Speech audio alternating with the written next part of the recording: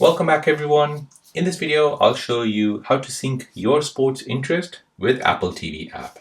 So when you do this, whatever sport you're following, it'll basically show up on Apple TV.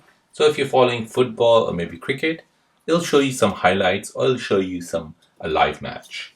So let me show you how you can do this. So first, go ahead and open the app. Now once the app opens, go ahead and tap on your profile picture here at the top right.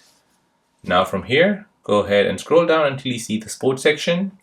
You'll see Sync My Sports. So go ahead and toggle the switch to the right.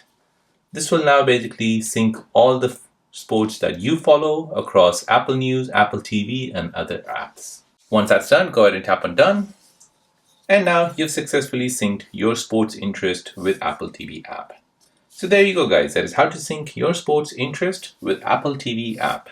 Now, if you're new on the channel and you want to find out more about your iPhone, your Android phone, or any other social media apps, then don't forget to subscribe to this channel. Hit the like button if you find this video useful. Thank you for watching and see you in the next one.